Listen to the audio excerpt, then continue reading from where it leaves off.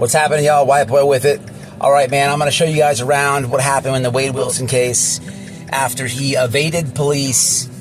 Police were investigating him for a battery on one of his ex-girlfriend, I guess. That's the girl he was with the longest time. He assaulted her, left her in the parking lot. He takes off in a different vehicle that he already had killed that woman. So the cops are looking for him for a battery. Then they investigate and find out about the other two murders. They actually pull him over, or they walk up on him as he's in his car, and he evades this cop. This cop is trying to talk to him and question him.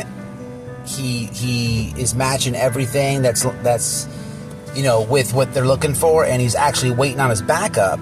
And as he's waiting on his backup, Wade Wilson slips away, and where he goes is right here. He says it was a ex-employer, but on the stand, the man Josh, they're closed right now. I was gonna try to interview him. I'll be back for that.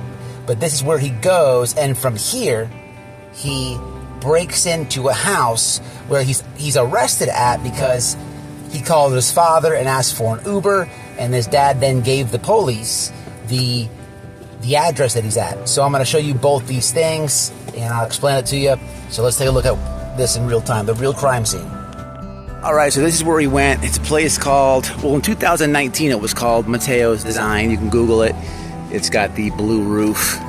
It's years later now, so they sold it. It's a different company now. But he runs down here.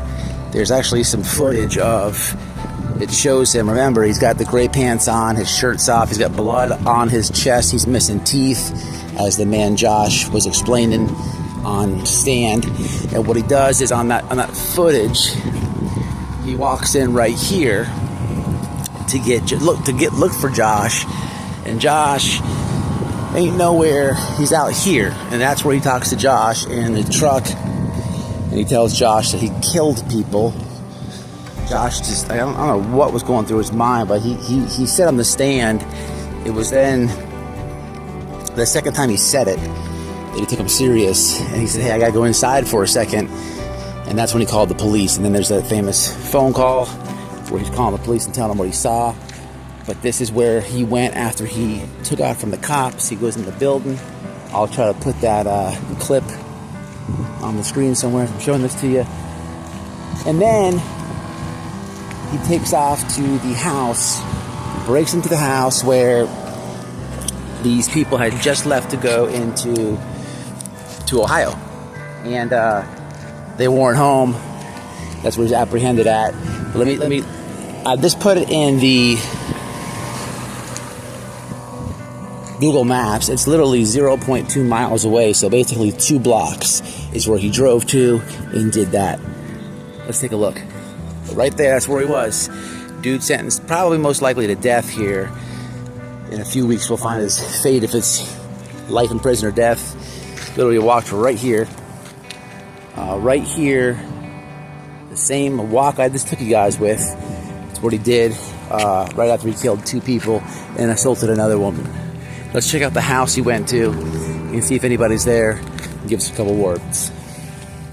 You can see real fast. I'm in the car right now. There's the blue roof. That's the old Mateos design, graphic design. That's what we just showed.